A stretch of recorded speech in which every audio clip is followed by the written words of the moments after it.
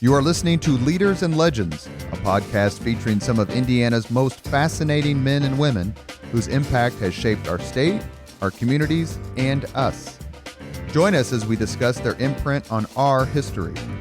Leaders and Legends is brought to you by Veteran Strategies Incorporated, your local veteran business enterprise specializing in public relations, media relations, public outreach, crisis communications, and digital photography. My name is Robert Vane, Principal of Veteran Strategies, former Deputy Chief of Staff to Mayor Greg Ballard, and Communications Director for the Indiana Republican Party. I'm honored to be your host for our discussion. You are listening to Leaders and Legends, a podcast presented by Veteran Strategies, a local veteran public relations enterprise, and sponsored by Girl Scouts of Central Indiana, Garmong Construction, the Crowne Plaza Hotel and Grand Hall and Conference Center at Historic Union Station, and MacAllister Machinery, your friendly neighborhood Caterpillar dealer. Thank you for joining us on the Leaders and Legends podcast. Our guest today is Chris Baggott, who is a Renaissance man in ways that I never really appreciated till I started doing some research. And we're not going to talk about castrating pigs, because that's something that he does that apparently he learned on YouTube. But we're not talking about that because that makes me queasy. But tell us a little bit, as for those of you who have not heard of Chris's name, you've heard of several of the things he's done, especially if you live in Irvington, because he is the owner of The Mug, an absolutely fabulous place to eat, which my kids love and I wish we were sitting in at this very moment because pork fries sound really good. Chris, thank you for coming on the Leaders and Legends podcast. It's my pleasure. Thanks for having me. Well, it's very kind of you to do so. You have a remarkable background, which is peppered both with incredible achievements and, as you've put it in various interviews, learning points. But please talk to us a little bit about where you're from, where you went to college, and kind of your early career in business. I'm sure. I grew up in western Pennsylvania, a small town north of Pittsburgh, kind of a coal mining town on the Allegheny River. I mean, our town's job was to mine coal and send it down to the steel mills. Went to a couple of colleges, but graduated from Evergreen State College in Olympia, Washington. Got a job for a medical company, Abbott Laboratories, in New York City. So kind of bounced around there. I was there for about 5 years and lived in Dallas, Chicago, Buffalo, New York, back to Chicago. Met my wife, who's from Indiana. We moved to Connecticut with another company, R.R. Donnelly. Spent a year or so out there and decided I did not want to be 52 years old riding that train every day, and the opportunity, before we had kids, to get out of there and figure out a different path for our lives happened then, and we moved to Indiana in the early 90s. Western Pennsylvania is known as the cradle of quarterbacks. Yes, it is. You may have heard of some of these names: Dan Marino, Jim Kelly, Joe Namath, Joe Montana, Terry Hanratty. Yeah. That's right. Did you know any of them? Do your paths cross? You would have been more contemporaries with a Montana, a Marino, or Jim Kelly. Obviously, Namath's a bit older. Yeah, so Jim Kelly was probably the closest. I only met him once. He came from a very small high school that was even smaller than ours. It'd be like where I live in Greenfield. It would be like him coming from Eastern Hancock. But I can remember reading his name in the paper and things like that. And then our paths overlapped in Buffalo a little bit. I was just a lowly worker bee in a company, and he was Jim Kelly. But I actually did go to. I went to one tailgate that his family had during one of the games. I can't remember which game it was, but they lost. He was upset, so I didn't really get a lot of interaction with him. But I talked to his brother for a long time. And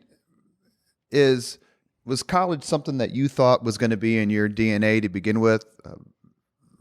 Yeah. You had what I think you would describe as a non-traditional sort of tough upbringing, which quite frankly has been something that people have touted in that area of Pennsylvania. As I grew up tough, working class, blue collar, learned work ethic, that sort of thing. Yeah, I mean, ours was pretty dysfunctional family. And I really just wanted to get out. So college, I knew was a path to get out. I was very fortunate. I met someone when I was young, like 12, 13 years old. I would hang out at our local YMCA who had a kayak. This was like a 30-year-old guy, and he taught a couple of us how to paddle whitewater kayaks, and that led me to get jobs as being a whitewater kayak river guide, which got me out of my town and around a lot of people that came from a different world than I did. At the time, most whitewater kayaking people were kind of Ivy League, well-educated, Dartmouth, Sure. people like that. So hanging around those folks, I realized that in spite of the fact that I had, a 0.2 grade point average in school, those people weren't that much smarter than me. And, it was just really kind of inspirational to me to say, hey, they're not better than me. I can do this. And Well, you certainly, and we're going to talk about this in a little bit, but you certainly have a love of outdoors to this day. Is that kind of when it started? Yeah, I think so. I'm not really like a lot of my folks back home, and folks I'm still close with are hunters and things like that. And I've never really hunted or anything, but, I did, start to care about the environment and, being outdoors, and, we climbed and paddled and skied, and, a lot of the recreational opportunities we don't have right here in Indianapolis anymore or at all. I think that really gave me appreciation for the environment, and, indirectly led to the farm work we're doing now. How much my brother was in the Army. He's about your age, actually. He's 59-ish. Yeah. And he left, and he was stationed out at Fort Lewis in Washington State. Sure.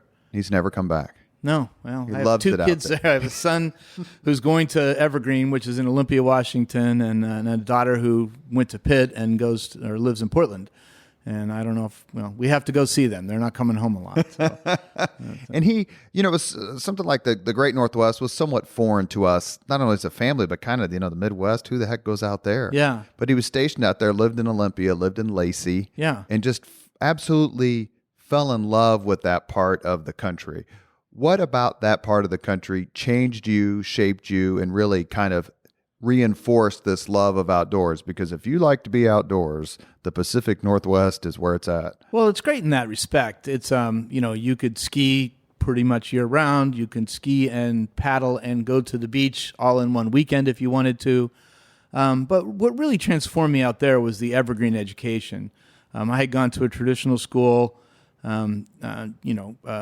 did not do well in high school, snuck my way into probably the worst college in Pennsylvania, flunked out of that, took a year off, worked as a ski patrolman all winter and a river guide, and somebody had taught me about Evergreen. And so I really didn't intend to go to the Pacific Northwest as much as I wanted to go to Evergreen. And Evergreen is, there's no grades. It's a very Socratic method. You have seminars, you have to read and write and speak. And those are things I could do fairly well. I couldn't test. The whole atmosphere is designed for a little bit of an older student. I graduated at 24, and I was, I think the average age of the entire school was around 24. So there were 25, 26, 27, 28-year-olds, people that had come from somewhere else usually, and either had some life experiences or other college experiences. But the student was a customer, and what's best for you, Mr. Customer, is exactly how you felt. And you would sit around and you'd have these seminars, and maybe there's 15 people in your group, and it's not class is going to be on Monday, Wednesday, and Thursday from 11 till 1. It's what works best for everybody. Let's talk about it. Let's decide. All day Saturday, great. Is it easier for everyone to meet 2 weeknights, and that kind of thing, that you were treated like an adult. You had adult responsibilities, for the group. And for, I felt very well prepared. When I got out of school, I got my job with Abbott. I was in a training class of 27 people. Everything from junior military officers to college graduates, and I felt actually more prepared than anyone, and wound up, the first year, we were in sales, and I was the number one salesperson in the country. Did the experience in having a college education, a higher learning experience, it seems almost like it's customer service where it's flipped. Did that translate? Has it translated? And we'll get into your business success here in just a few minutes, but it seems like, okay, what works best for you? What's the best way to make you happy? What's the best way to make you succeed? Is that something that you've carried over both to ClusterTruck and ExactTarget and other things you've done? Well, I think so, but I also think that, you were taught to think, right? And, you were responsible for your own things, and you had a reading list that was a mile long and big important books of the day that you would have to discuss and have an opinion on and write papers on and be very, very thoughtful, as well as be able to speak and defend your position and have a point of view. And I think those are the things that have helped me become who I am today. And it's a heady time to have that sort of education. Late 70s, early 80s, there's a lot happening in the world. What were some of the issues that really caught your attention back then intellectually? Well, it was interesting because, Evergreen is a liberal arts college, and I always like to say with a capital L. It is, Ronald Reagan had become president, El Salvador, the Contra War, and nuclear freeze. Yeah. I mean, and there I was, and I don't even currently have much of a political affiliation, but, I had started to develop some free market ideas, and, being out there and seeing, like extreme liberalism and understanding them and knowing those people, I think have helped me just generally. How do you get along with all kinds of people? How do you bring folks together, with completely different worldviews than you might have? We did a lot of travel. I worked a semester on an archaeological dig in Israel, during the 1981 invasion of Lebanon, so there was kind of a war going on when we were there. And it was just the whole experience, I think just helped me become a more worldly, open-minded, well-educated person, the goal of college, You mentioned earlier about, I kind of brought it up first, tough upbringing, and you mentioned that your performance in high school wasn't that great. You snuck into the worst college in Pennsylvania, which we won't ask you to name. No, thanks. Sure, it's better now. And is there a Baggott building yet at one of the No. That you didn't do well there? At what point did you have to really fight off a sense of despondency or a lack of direction? Like, what am I going to do with my life? Because it's tough when you keep getting these hammer blows as you're trying to search for your purpose and B, sort of like justify the expense of these endeavors. Was it just tough to say, look, I'm going to find something I'm really, really good at. I just need to keep working at it. I am pathologically predisposed not to look backwards, not to really see or hear obstacles. There was an article in a magazine. They talked to my wife, and the article was like, Amy is still bewildered by her husband's optimism, But, we just ran through these assessments here for some of our folks, and I took it just for kicks. And the person doing the assessment was just like, oh, my gosh, you are like the most off the chart in some of these characteristics we've ever seen. But I am very optimistic. I think part of my upbringing taught me a lot of self-reliance. So I'm very confident in, and I'm happy digging ditches. So if that is what happened, I probably would have figured out a better way. I don't know, but it's, I think I'm very fortunate that I don't dwell on mistakes, including things I might be saying here right now. That's we edit those. Okay. Well, we'll see. You met your wife out in Chicago. Yes. We both worked for the same company, R. Donnelly. And she convinced you to come back here. She actually was kind of opposed to it. She comes from a small town, Greenfield, where we live now. Her dad was like the town doctor. And, like I said, the train, the traffic, the cost, the expense, people talk about quality of life, even in the Pacific Northwest. I mean, I look at my daughter and be like, oh, there are those mountains, but, It's also an hour and a half to get from A to B. Yeah, I mean, they have ski pass, and they take full advantage of it. She has a boyfriend, and but they're young. They're 26. They're I came to see that my aged people, they're not going to the beach every week just because there's a beach an hour away. They're doing the exact same activities I am. And one night we came home, and it was maybe Labor Day, and we had visited her parents over the weekend, and it was beautiful fall Indiana, and people were nice and passing through the airport, have a nice day, and get off the plane at night in LaGuardia, and everyone's dressed in leather, and there was literally a fight at baggage claim where one guy was beating another guy with a trash can, and it's raining, this cold rain, and it was just like a sign, like, let's get out of here. And, I had been nurturing this idea about dry cleaning, and just out of random sense of events, I kind of thought I'd go back to Pennsylvania. And my mother-in-law was having a plumber work at her house, and she was having a conversation while the plumber was under the sink, like, can you believe my son-in-law Chris wants to start a dry cleaners? And guy popped his head out from under the sink and says, I work for a guy who's retiring that wants to sell the dry cleaners. And honestly, that's how we wound up back in Indiana. Why dry cleaners? Well, in the day, back in the early 90s, pre-internet, a very popular entrepreneurial thing to do was a roll-up. You'd take these small retailers and roll them up into bigger retailers. And Blockbuster Video started with one kid in Dallas that had a video store, and then he kind of bought out his neighbors, then he bought out people in Houston, then he created a stock, and then he would use that stock to buy other, and that's how that became, a big thing that Wayne Huizinga eventually bought and then turned into what became really Blockbuster.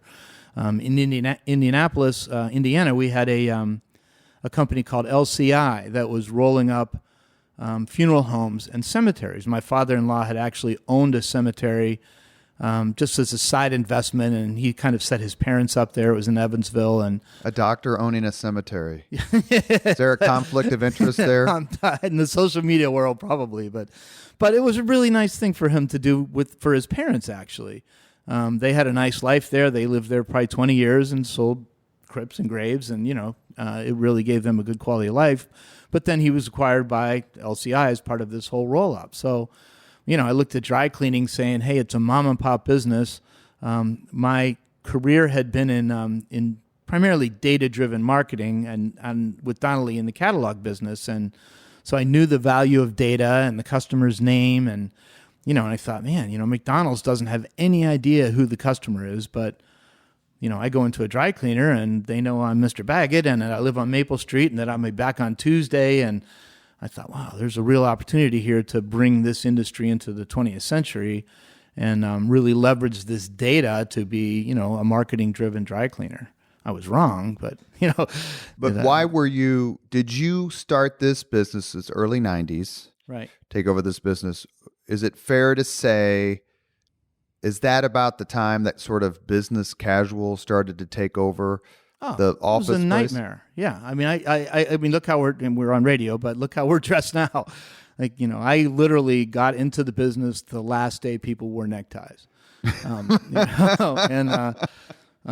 mean, that's just the truth. I mean, it was the absolute worst time to get into the business. I knew nothing about it. It turns out everything about it I don't really like. It's a lot of machinery and mechanical work.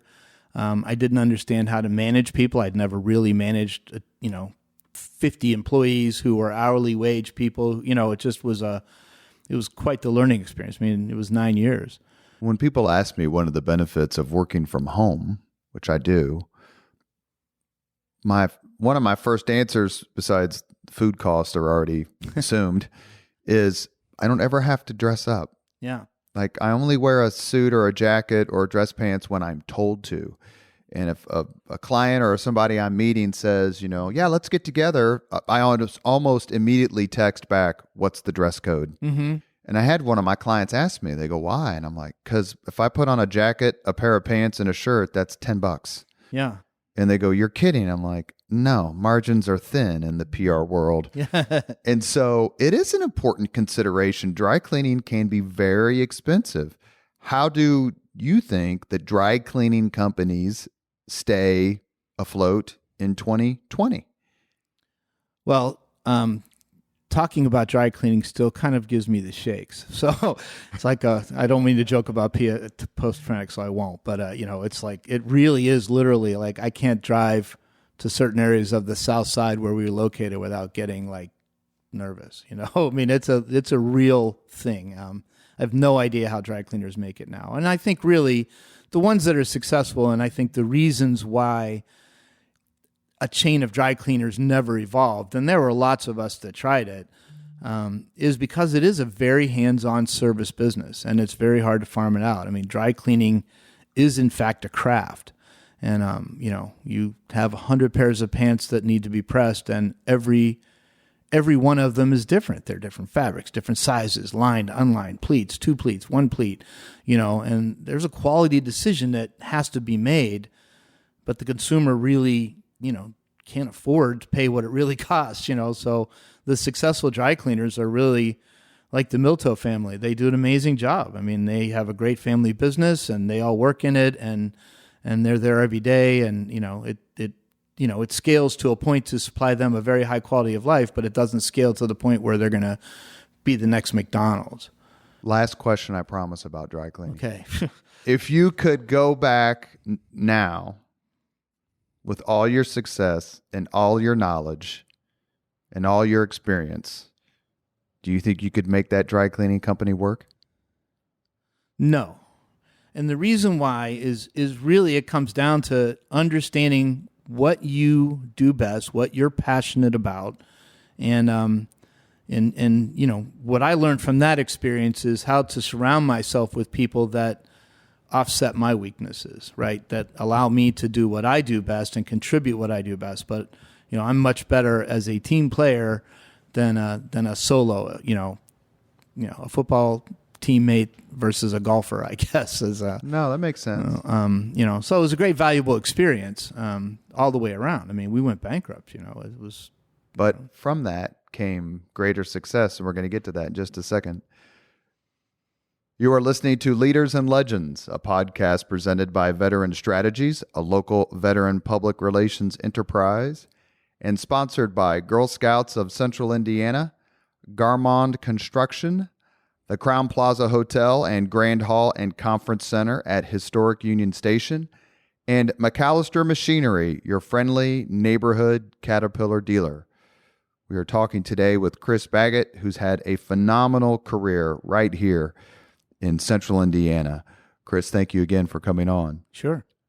According to the research that I did when preparing for this podcast, perhaps it was a sign you put in your dry cleaning window that sparked much greater success later on. You want to talk about what that sign was? Yeah, the problem became no internet. The internet was just evolving, but we had built this database. So the whole part of the data part of the dry cleaning work, like when I did this, I wrote a 50-page business plan and never once mentioned anything about pressing pants. And that is the business. It's a 75% labor business. I basically just wrote a marketing plan for a business. And so we built this database. We had to wire all the stores together, and they had to be hardwired at those days, with real dedicated phone lines that were $150 a month just to get one store to talk to another store. And we did home delivery then. And the data was really insightful. I knew that I had to get a new customer to 3 visits to even call them a customer. If I didn't get to that 3rd visit, 89% of the time I would never see them again. I knew that a customer that spends $100 a month, if I haven't seen them in 10 days, I'm losing them. I need to do something, right? I could geo-fence my customers to say, wow, they don't come from a radius. And our marketing tools at the time were like Valpaks, and hey, we'll do a radius of 3 miles from your store. Well, my store's on 135 on the south side. All of my customers come from south of 135 in a very tight little V, driving up 135 on their way home or back and forth to work. And, what do I do? And as a small business that was going broke, didn't really have any way to leverage my data. And, I was an early internet adopter. I was on Prodigy. I was on CompuServe and AOL. And eventually, I started communicating with my friends on AOL and reconnecting old relationships. And so I put a sign out on my counter, a little sheet. Hey, do you have AOL? Sign up here and we'll send you AOL email. And people signed up with Yahoo and MSN and Hotmail. And, I rapidly, had to learn all about what those were. And how did you then take the next step? It's one thing to use that for your dry cleaning business, and it's certainly the internet and its usage was in the embryonic stage at that point. But at what point did the light bulb pop on that goes, this can be scaled up in a way that I never considered when I wrote that sign? Well, and, I don't look back and I don't look too far ahead either. Journey of 1,000 miles begins with a single step. So in this case, I started emailing and instead of AOL, because AOL limited you to 50 people on a list, so that didn't work after a while. I had Outlook Express. Microsoft had this floppy disk web building tool called Front Page. You probably remember it. This is like talking about black and white television. It is. I mean, it's, again, what's that Malcolm Gladwell book about, the 10,000 hours? But I'm very, very lucky that my 10,000 hours happen to be in data-driven marketing at the onset of the internet. I mean, that is so unbelievably fortunate for me, right? That I was right there at the right time with the right background to put this together. But so I started doing this, and I'd send out these newsletters, and I'd segment my lists and all the things I talk about. Instead of sending 2,000 people $1 off sweaters, let me send $6 coupons to the person who I need to get a second visit from, and then another bigger incentive. So same budget, but much higher focus on who I really want to reward to get to that third visit, right? Or reward that customer who's in danger of defecting. I went to a dry cleaning conference, and there were a few of us, pathetic and sad, but social. I'm laughing. That's impolite of me. Sorry, no, but I'm just trying to imagine what a blast. Was it like just the opening scene in Animal House? Just everybody partying? There's everyone's 70 and 30, right? And all the 70-year-olds are trying to sell their businesses to us 30-year-olds. And all of us 30-year-olds that were unfortunate enough to buy dry cleaners, one night we're sitting around at a bar at a table, and there's 4 or 5 of us, and just like, oh my God, looking at our glasses and, how did we ruin our lives this way? And, was anything working? And I started talking about this email, because the fact is the emails worked really well. It worked. I mean, the customers responded. It was a very bad dry cleaner. And the emails solicited a lot of complaints. And I realized the value in that, right? That, they always say happy customer will tell 5 people how happy they are. An unhappy customer will tell 25 people how unhappy they are. And if I could channel that dissatisfaction back to me and give me a chance to fix a problem, there's no customer like a good customer that had a problem that you fixed for them.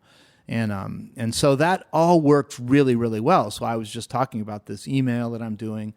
And so they started collecting lists in their cleaners, and they would send me the lists every week, and I would basically repurpose my newsletters and put their branding and their from address to it and send it to their list. And that became a little bit of a business that was more fun and profitable and interesting than the dry cleaning business to me. So that's kind of how it started.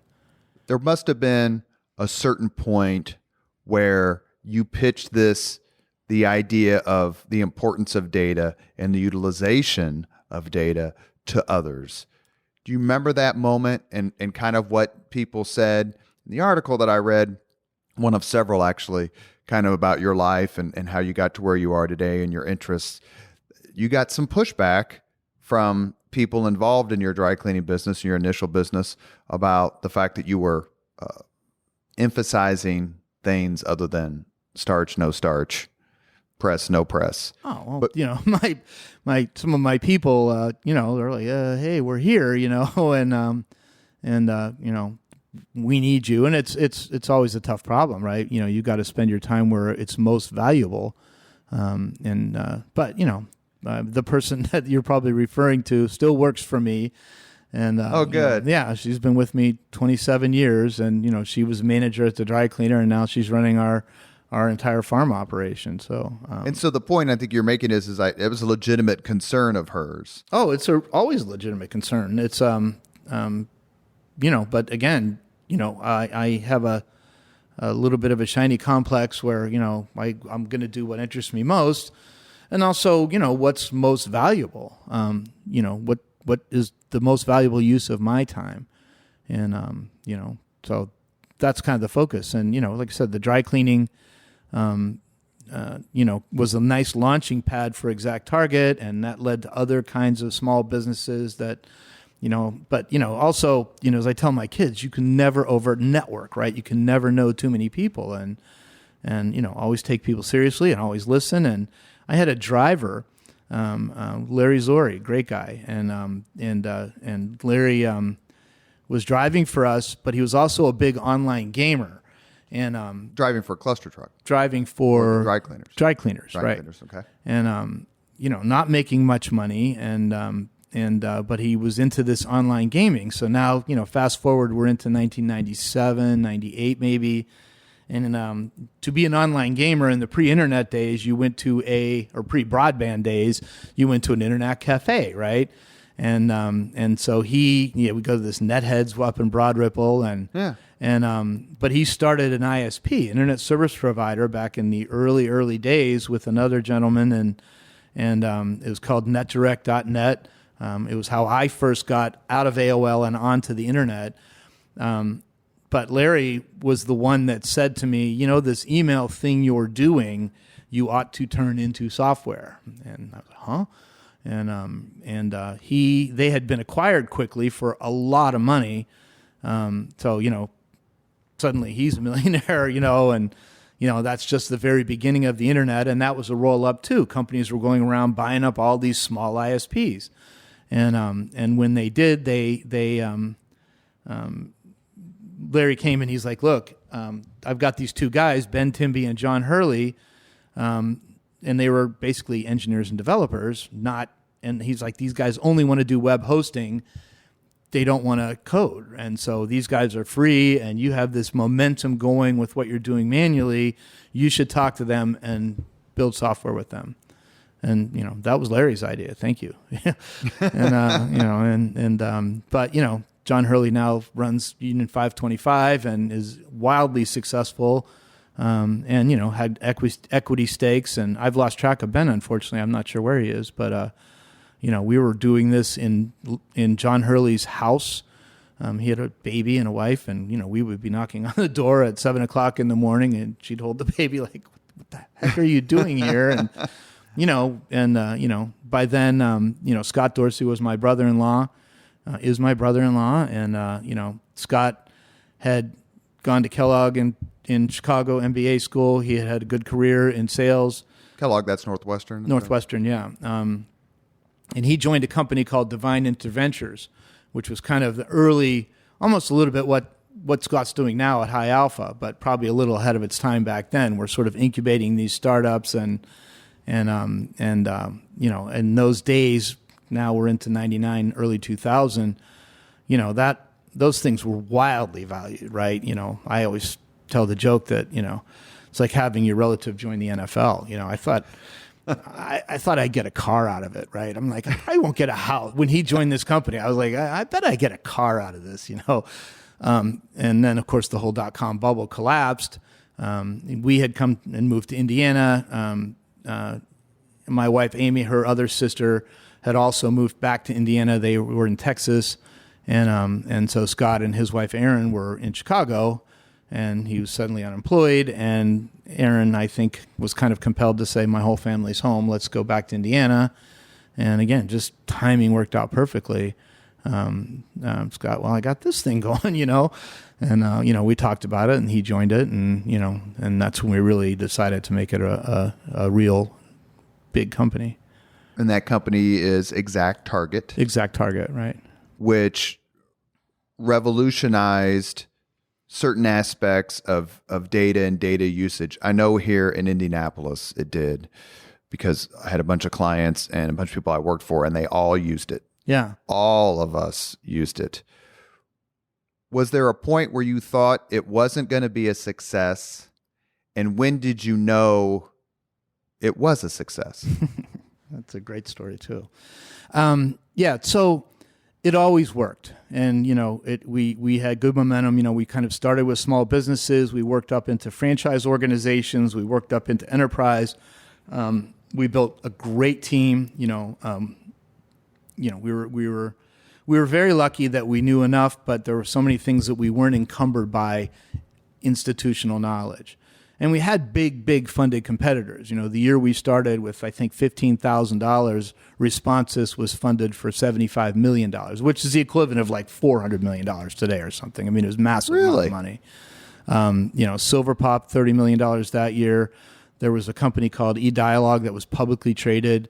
There were lots of Siebel systems, Epiphanies, big enterprise systems. But our little small business disruptive approach, focusing on data, was really, really helpful. Our competitors were all about horsepower. I can send 2 million emails in 4 minutes, and I can remember going into Home Depot and they're like, we have a list of 3 million emails and we want to get to 30 million emails by next year. Can your system handle 30 million emails? And of course we could not.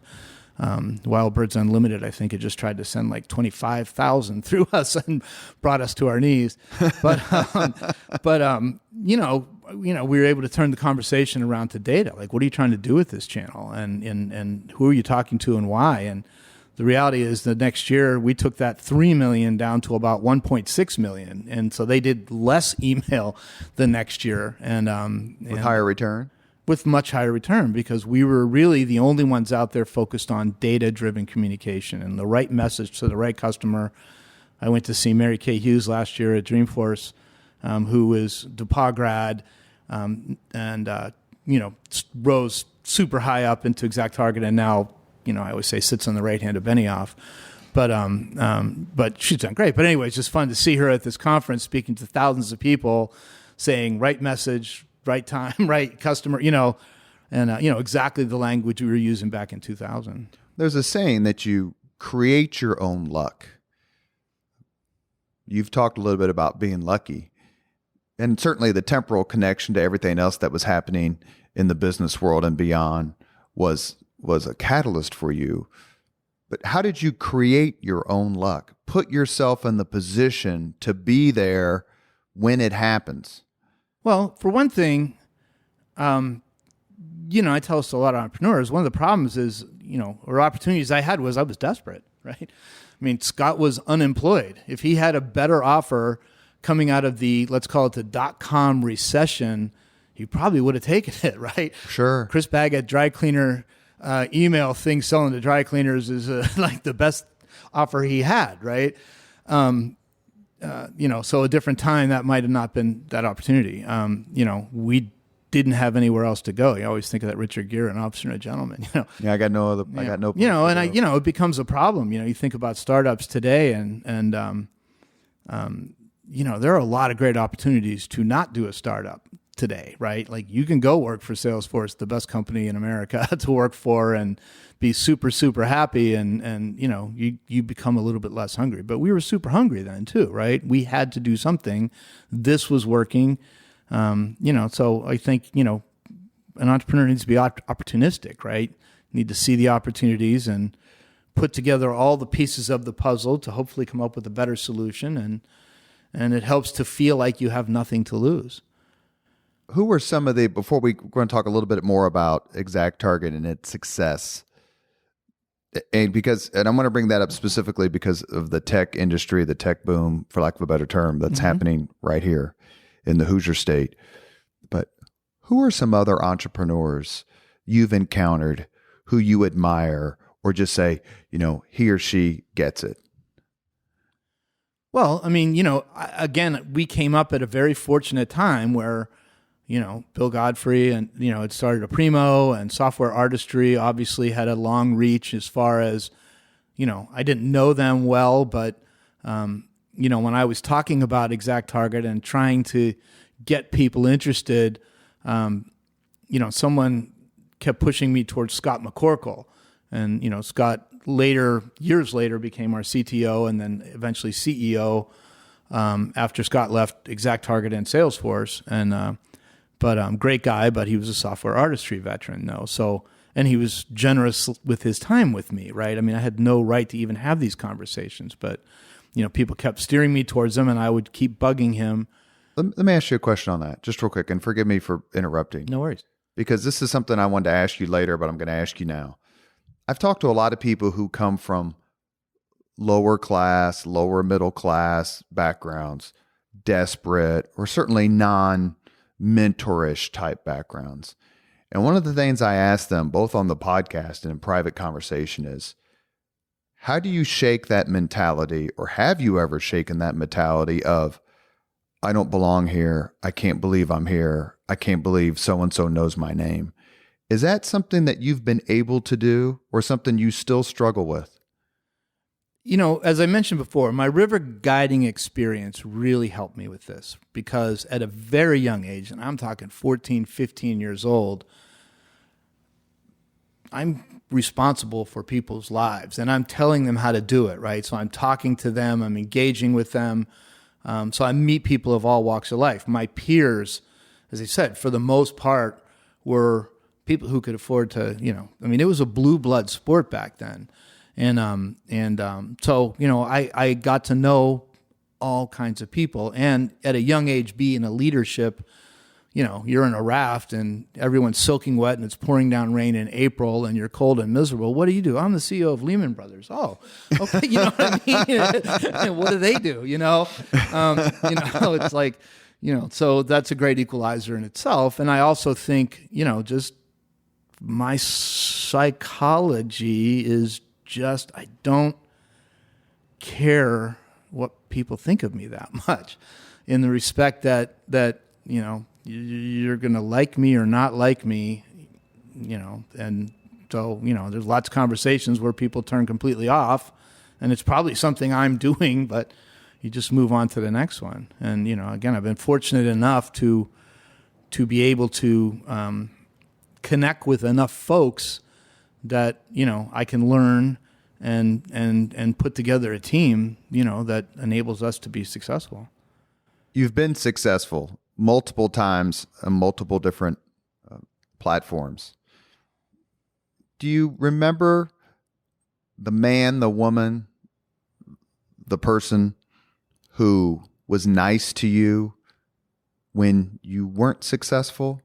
Do you remember the people? Remember everyone who's nice to me. That's another thing I think probably from my childhood. Is just, you're nice to me, then that's all I need from anybody. But this man who taught me to kayak and taught me about the outdoors was not a relative. His name is Bill Money, and like I said, he introduced me to this entire life that didn't matter where you came from. It mattered how well you skied or how well you boated, or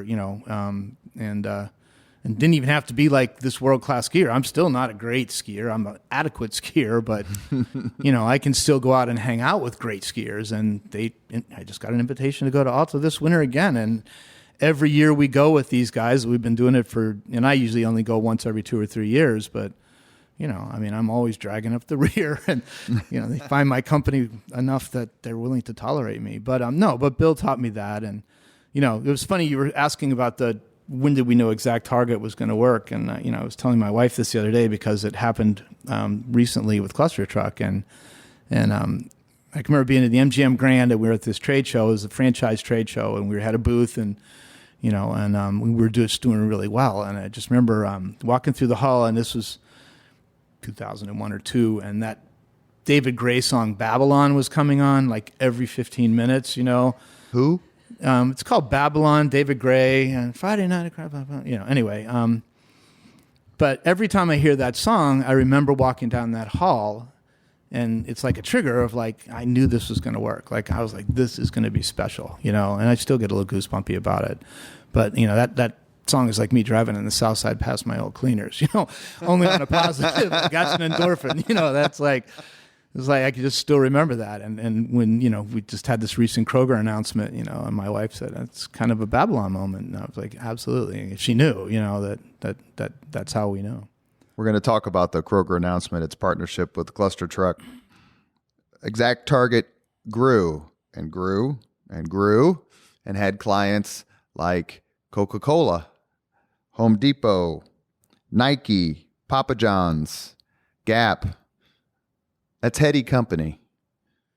Well, I have to be completely honest and transparent here. That was mostly Scott by those stages. I'm a startup person, and I left in 2006. So, my value add to the company was building the original team, raising the original money, which Scott, calls jokingly passing the hat. Like, I'm very good at getting $10,000, $20,000, $100,000 checks. I'm not very good at big time fundraising.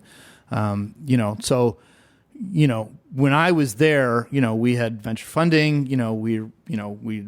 we had done our first round. We had been very, very successful. I can't remember what the revenue was when I left, but we had moved into the guarantee building. But, I left to start Compendium in 2006, and, a substantial part of that huge, huge growth happened after my watch. So I don't want to take credit for things that I have no business taking credit for. Well, I appreciate that. And Scott built an amazing team, and, this is all hard, right? That every stage of a company's life requires a different talent set. And, and that's where Scott is just so amazing, because he was great at the startup side, and he was great all the way to the multi-billion-dollar company side. And that's super rare. So when you guys have lunch, do you fight over the check? No, I don't think so. I'm trying to think what we, Or you just take him to the mug and say, I got it. Exactly. That's, or else, we're eating at home. So, but and that's what I, or a Jim Dandy. Yeah. In Greenfield. We are Grigsby Station in Greenfield. So Grigsby Station in Greenfield. Thank you very much. You left the company. You had a couple other ventures, but eventually it's ClusterTruck. Okay, first, who thought up the name? So Matt Kornmeyer thought of the name. I was having, and again, these things come together from multiple data points, right? I remember having a conversation with Neil Brown, who had Peatsology, still has Peatsology, and we were talking about email marketing, and I was saying that I had an idea for Papa John's, that they should send out an email every day at like 3:30 in the afternoon where people can schedule, because we just launched this feature that you could actually fill out a form within the email. I was like, we should have this scheduler, right? So you're starting to check out of work. You're thinking about, got this practice, that practice, after school, blah, blah, blah. Let's have a pizza delivered at 7 o'clock and let me schedule and pay for that in advance. And they never did it. And Neil brought up the point that, at Papa John's, they have food scientists that think of nothing but how does this pizza still taste good 45 minutes to an hour later. And he's like, my problem is I have this craft pizza. I don't like to see it going out my door because it tastes delicious for the first 10 minutes out of the oven. It does not taste as good 15 minutes later. I don't want to lose control of that. So we started talking about proximity, right? Like, okay, you got a mom that scheduled this and ordered it. If you could track her, and know when she's going to be home. So yeah, I want it when I get home or something like that. So that was data point one, and I was talking to Matt, and Matt had a food truck, very popular food truck, Scratch Truck here in town. And we were talking about that, and he was kind of talking about a brick and mortar. And he taught me this whole concept of a cluster truck being a group of trucks. And when one truck is out, that truck is going to make $1.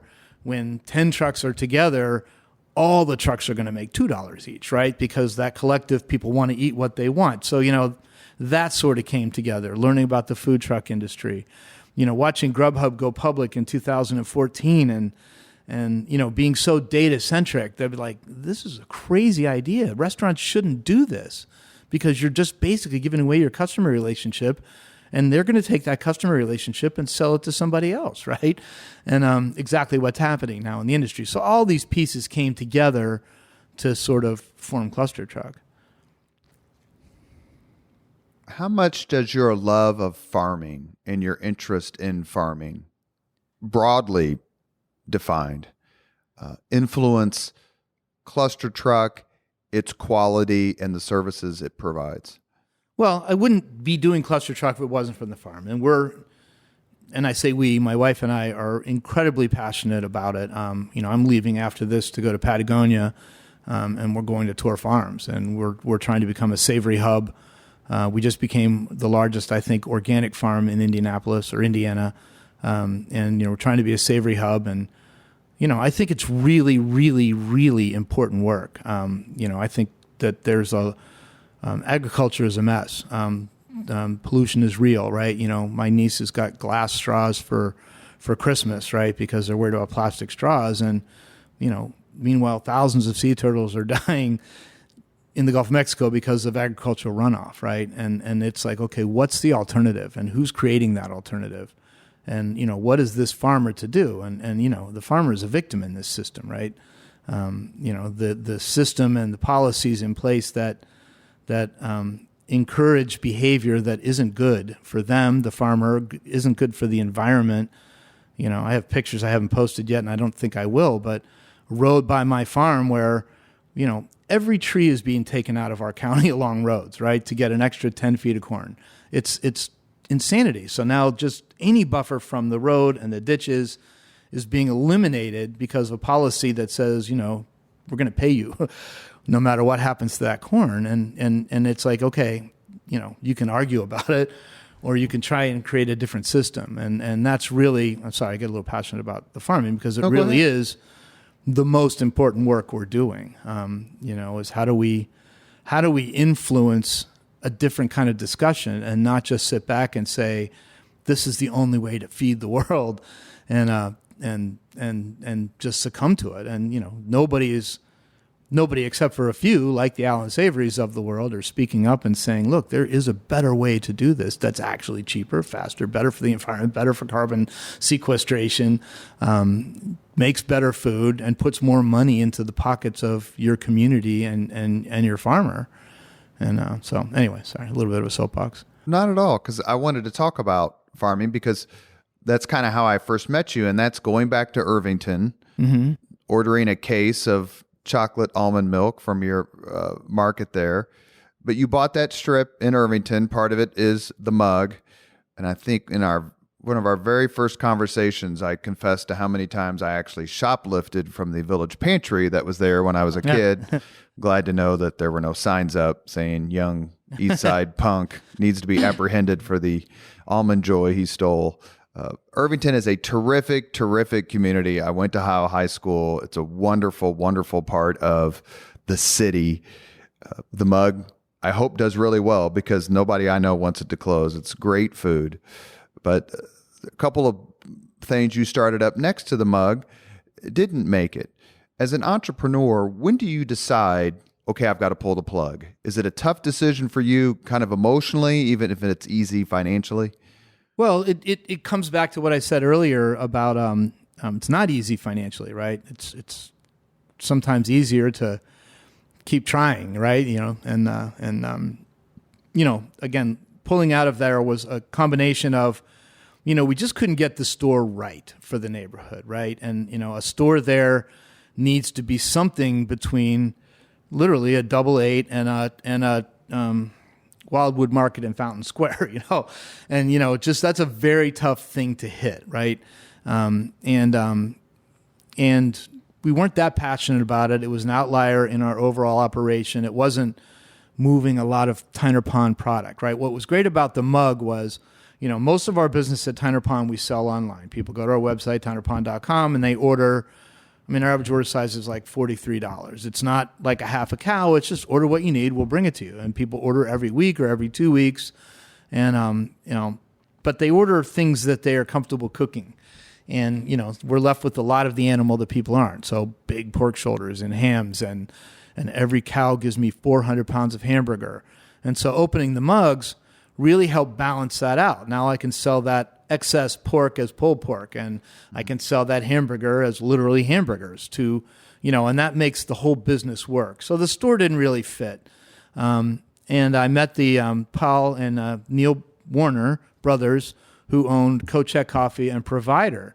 And in literally, I had come to talk to them about a completely different business idea I had, but talking to them literally for 5 minutes, and they're like, "We're from Irvington. We're really interested in Irvington. We've been looking for a spot." I was like, "Take these," and they're doing great. They've hit the mark of they have this Strange Bird Tiki Bar that is just going gangbusters, where we were barely making it as barkeeps in Irvington. And they're opening a bakery and a roastery where the grocery store was that's going to be phenomenal. And they're great young men, and I'm really, really proud and happy to be working with them. You read a lot about or listen to interviews with specifically musicians, and they'll tell stories about how I was up at 2 a.m. and I started humming, and that song eventually became, and they named some popular, amazing song that you're like, wow. Right? Exactly. Does that happen to you? You're a self-professed idea man, someone who gets inspired. I mean, are you in the shower? Are you asleep? You're brushing your teeth. You're in your car. Do you have like a notebook or something handy where you just go, hey, what about this? This now, my wife's, what are you doing? Who are you texting? I'm not. I have an idea. But yeah, it absolutely is how it happens for me. I mean, I read a lot. I read all kinds of things, books, magazines, newspapers. I see, again, this whole idea of ClusterTruck came from 6 different areas of experience I had put together. And I think it's what makes ClusterTruck, we know it's the best solution out there for delivering prepared food. And that comes from just a disparity of things kind of all suddenly falling into place. Airplanes are great for me. Wi-Fi has actually been kind of the bane of my airplane existence, because now I have that distraction where it used to be, I'd have these, what are those composition books, and just start ranting for a 3-hour flight, 40 pages of gibberish that, becomes something. You mentioned earlier about, we're going to ask a couple more questions and then we'll get to the final 5 questions that everybody gets. You mentioned earlier about starting ExactTarget and it with $15,000, but there were bigger, more well-known, however you want to say it, better financed companies out there trying to do the same thing. Are you in the exact same situation with ClusterTruck as compared to Grubhub or Uber Eats or those sorts of things? Are you repeating yourself with the same confidence that it's going to turn out the same way, perhaps? Probably a little more confidence, actually. But yes, I think it's very, very similar. We're. Have you ever read any Clayton Christensen? The Innovator's Dilemma. And he talks a lot about disruption and how difficult it is for big companies, or if you know too much, to be a disruptor. Everything is incremental. I tell the story a lot. I was in the catalog business, right? So come into the internet age, and Sears was like number 6 on the Fortune 500 in 1997, 98. Sears owned Prodigy, right? The way I first got online was through Sears, right? It was a joint venture with IBM. So why didn't they win, right? Because the internet was an incremental piece of their business, right? And what's happening in prepared food, and so now you fast forward to now the email era, and these big companies doing email were mostly kind of part or strategically aligned to integrated marketing agencies. And again, it was all about starting at the top, and then it was all about reach and frequency, right? And that was marketing, right? So if you're used to doing newspaper ads or newspaper flyers, then you think about reach and frequency. And those companies weren't thinking about data. And whereas we started small, and Bob Compton was a great mentor of ours, and he was always like, don't go anywhere that you can't drive to, Sure. Like let's focus on, Chicago. Let's not be flying out to New York or Los Angeles. So those companies, they took what they already knew and they just tried to apply their existing strategies to new tools. And that's what you see happening with third-party delivery is, right? We're in the restaurant business. Maybe 15% of our business might be home delivery. We're going to work with this partner, and Now you have all these stacked up middlemen, and, you've got third parties, you've got systems integrators, you've got these ghost kitchens coming out, right? So now I've got a kitchen vendor, I've got a delivery vendor, I've got these software vendors that, and just a million different moving parts. And, we're just quietly here in the Midwest saying, A, we're not going to get $100 million funding here, and not to say it's not possible. Obviously, we did with ExactTarget. But, I brought a check. Yeah. But, we really thought, we've got to find a profitable business model early on. We knew that costs were going to go down. These delivery companies live on commissions and delivery fees, right? And they are going to compete with all their VC money, and they're going to offer the customer free delivery. If we don't have the VC money, we actually have to develop a business model that supports free delivery, right? And that was whiteboard day number one. It has to be free, and we have to be able to support it, right, financially. And so here we are, the only company on earth with free delivery that makes a profit. DoorDash, they need that delivery fee. That's they make money on the transaction. If there's no fee, there's no point in them existing. You recently announced, last question before we move on to the 5 questions, ClusterTruck recently announced a partnership with Kroger. Yes. Speak of another great Midwest company. Exactly. Talk to us just very quickly about what that means for you, and how did it maybe come across as a validator? Well, we targeted Kroger, and we went to them basically because one of the problems we have is we have to go into a new market and create a new brand. Never heard of ClusterTruck. I'm not driving by it on my way home from work saying, honey, we should try this new place. So it's a much slower brand building process. So we started thinking about, man, if we had a partner that had already a big brand, that might be easier for us. On the Kroger side, they're looking at it saying, where's the puck going? They're willing to try and disrupt themselves, right? And if the consumer wants food prepared and they'll come to the grocery store and pick it up, and they want food that I'm going to come and get the ingredients and make, or if they want that food cooked for them, well, they need to be in that business. And what's great about this is I think everyone is now recognizing that the third-party delivery model is not sustainable. It's not the way this game is going to finish. And, both Kroger and ClusterTruck, we look out at the world and say, this field is wide open. You've got a massively growing customer base and demand, and nobody is happy with the incumbent solutions, right? So, you go to Trustpilot and look at DoorDash, 1 star. Sure. Uber Eats, 1 star. So you've got, a growing business, and nobody's happy. The drivers aren't happy, the restaurants aren't happy, and the consumer's not happy.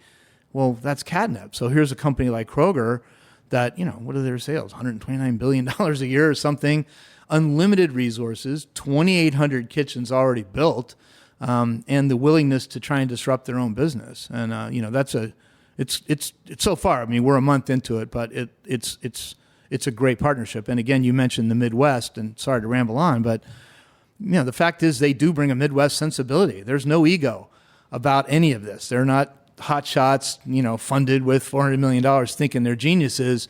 They're smart, pragmatic, open-minded, and like I said, so far, knock on wood, they've been spectacular partners. And they expect to win. We expect to win. We expect that we will be the largest prepared food delivery company on the planet.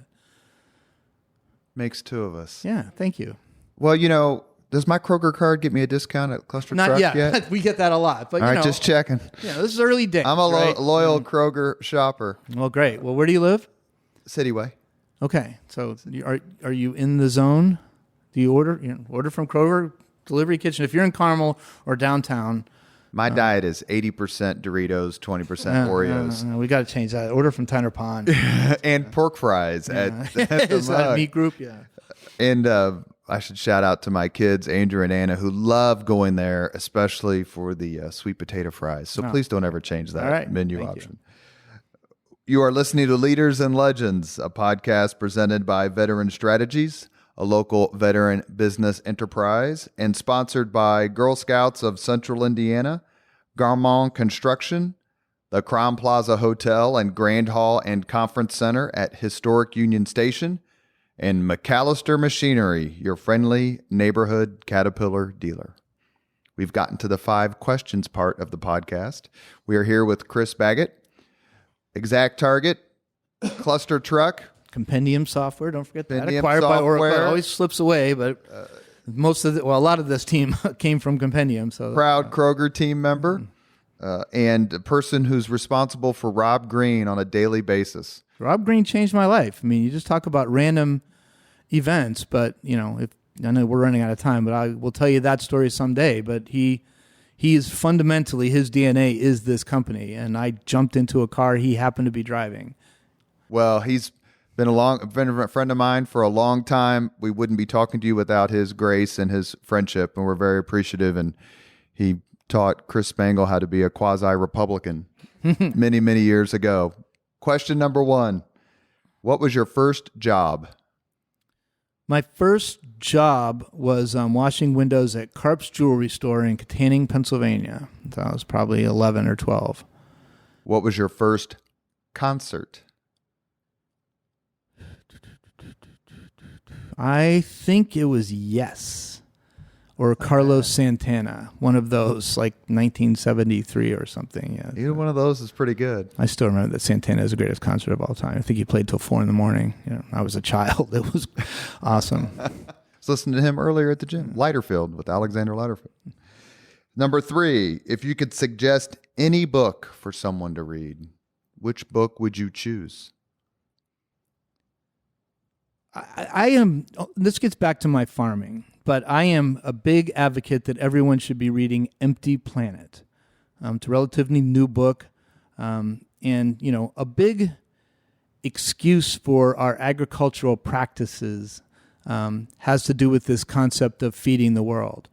And in a United Nations study that has been debunked many, many times, but people talk about this what are we going to do when we have 9 billion people, 12 billion people, and we're not going to get there. There are no countries that are even, except like the Congo, that are even at replacement level, and this book does a great and scientific job of debunking this whole population bubble myth and talking about an even greater danger, which is population collapse. So the anti-Paul Ehrlich.